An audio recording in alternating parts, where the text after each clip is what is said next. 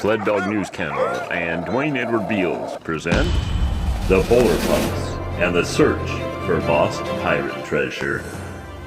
In the following video, the Polar Pup story introduction, fiction becomes reality. The first chapter of the Polar Pup story, a terrible and monstrous storm. And an introduction to our classroom presentations. Hi! Hi! In the previously fictional story of the Polar Pups and the search for lost pirate treasure, something developed many months ago this spring. The lead character, Patch, pictured in the poster here on top, was chosen to represent the Polar Pups in this manner as a graphic early in the first week of August 2021. Approximately 63 days later, on October 9th, somehow, miraculously, fiction became reality as Patch actually entered the real world as a newborn pup here at the kennel.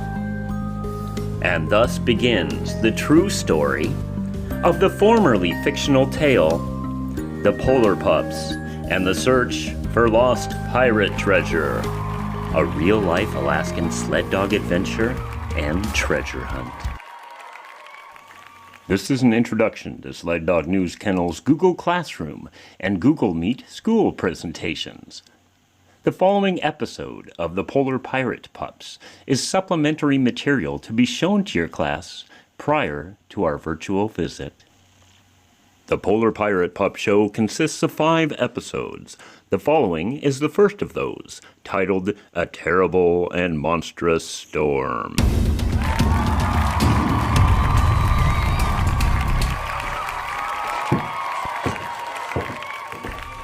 Arr, what do you have there?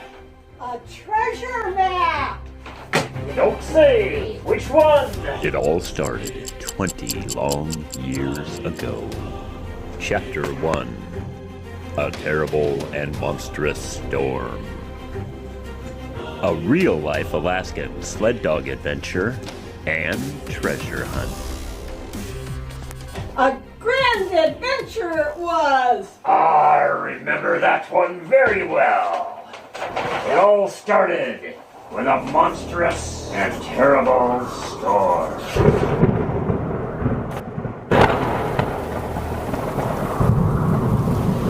A terrible and monstrous storm was sweeping its way across the ocean, destroying anything that dared to stand against it. Channel buoy markers, small fishing craft, large whaling vessels, and even remote lighthouses all perished that night, never to be seen again.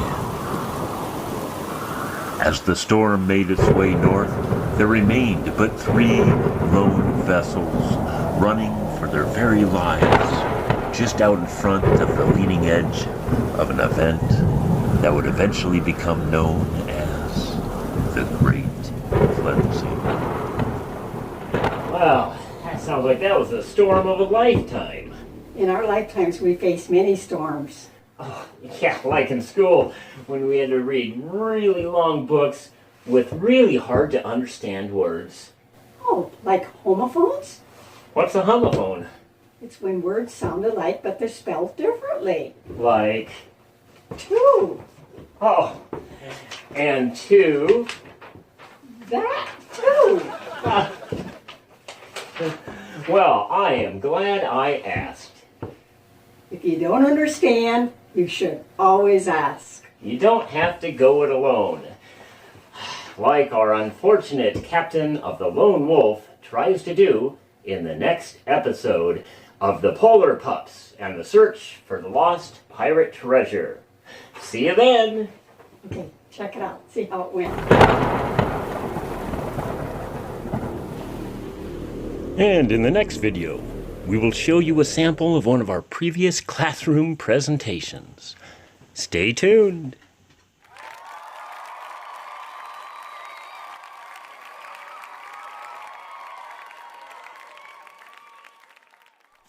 For more information, or to schedule your Google Meet classroom presentation with Sled Dog News Kennel and the Polar Pirate Pups, call 907-203-2024. And now, here's a sample of Sled Dog News Kennel and the Polar Pirate Pups live classroom presentation. Oh, hello everybody. Let me toss in the anchor, come to a stop, and we'll talk. Anyway, welcome to Sled Dog News Kennel, home of the Polar Pirate Pups. Here we have 8 of our newest litter, Mary, and oh look, there's Star and Patches, who we'll talk about later. But first, we're going to corral them up, and we'll bring a couple up close and personal. Let's see. Do you have anything to say to everybody? What's that? Oh, great. So, well, Mary here says she's happy to be here and to meet you all. And that's Patches.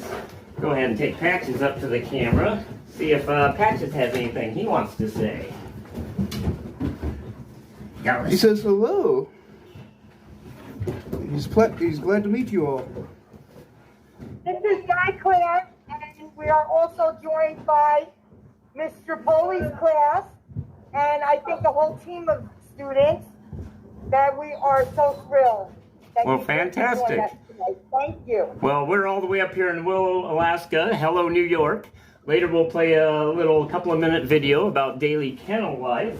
But in the meantime, let's see, I got to peek up at my notes here. I thought I'd give you, while he's playing with the sled dogs, a little bit of history leading into then a visit with a very special friend of mine. But sled dogs, they believe, probably evolved in Mongolia between 35,000 and 30,000 years ago. Scientists think that humans migrated north of the Arctic Circle with their dogs about 25,000 years ago, and actually began using them to pull sleds like we do up here and around the world roughly 3,000 years ago, believe it or not.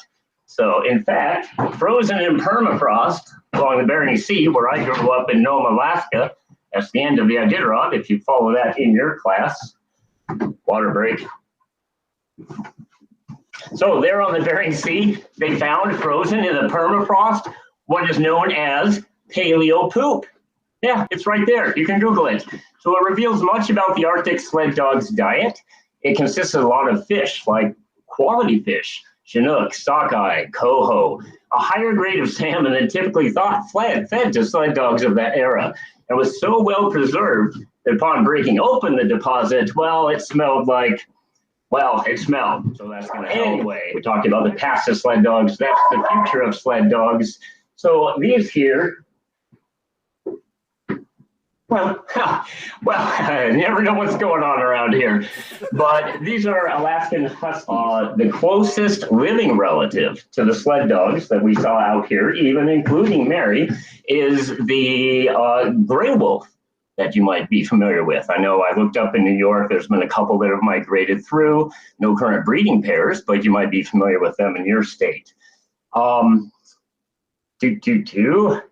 So what is the big difference then between the Huskies we have and the closest relative in the wild? They both have a double layer. It's a 2-layer coat made up of an undercoat and a top coat with guard hairs. Now this helps protect against both injury, and there's a reason that they can do what they do. So just like the wolf, they migrate long distances, the sled dog, very similar.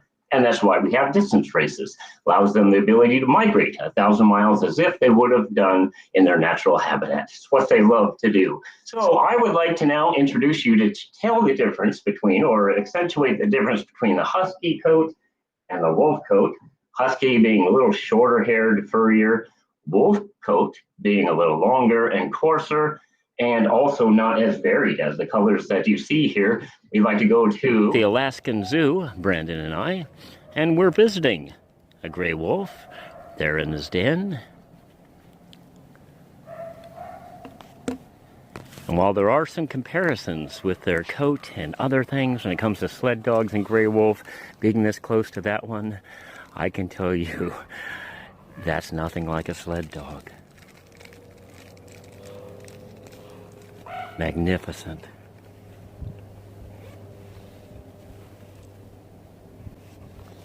That is a large creek. Oh, there's another one over there.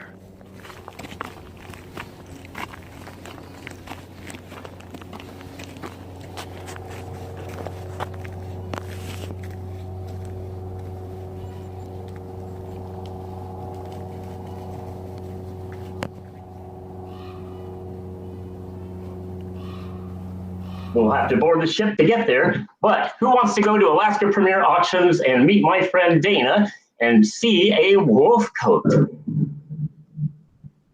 Great! All right, well, let's get ready to go. Here we go. Hi, class. I'm Dana. I'm in Anchorage, Alaska. And exactly what Captain Beals was just talking about, the closest descendant to our sled dogs is going to be the gray wolf, which I happen to have a pelt right here. We do a lot of work with the Ferrandi folks. It's big, so I'll try and get it all in there. So it's giant. It's taller than I am. But you can see it's really thick pelt.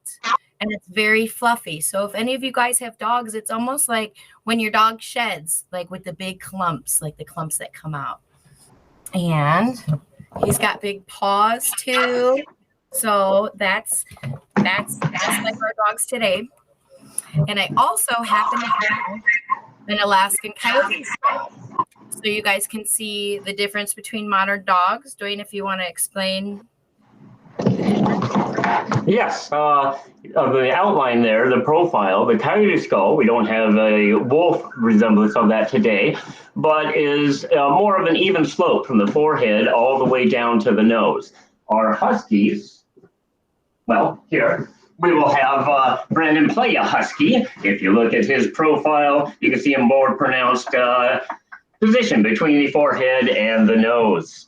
And other than that, yes, the gray wolf, closest living relative to the Alaskan Husky and the sled dog, if you want to kind of get an idea of what their capabilities are and how they are in the wild and try to commemorate the heritage of the sport.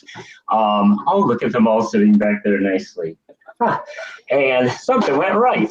So what it all leads up to are these events where everybody comes together, from the volunteers to the trainers to the dogs to the spectators, where there's thousands of people all brought together for one thing, the love of the dogs. Some magic things happen in the sled dog race.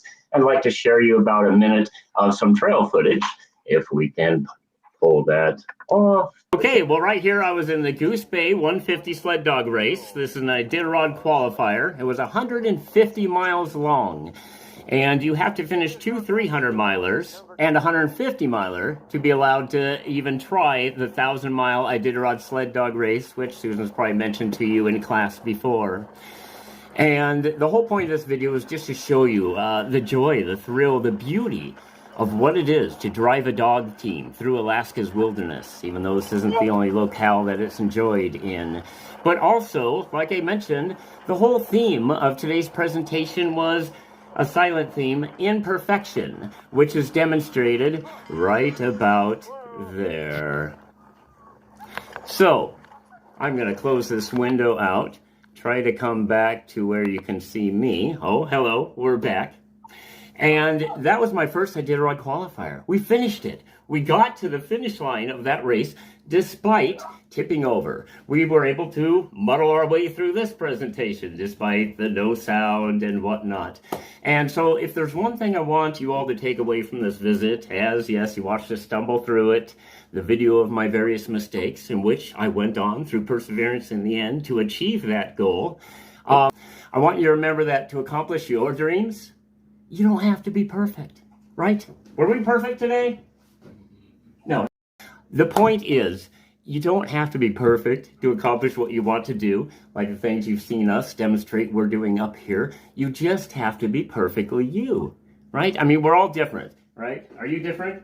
You're different. I'm different. Each of us, though, have special talents, right, that are unique to us. I'm sure a couple come to mind, every one of you. And if you use those talents to the best of your ability, that's what I mean by being perfectly you, then you will shine, right?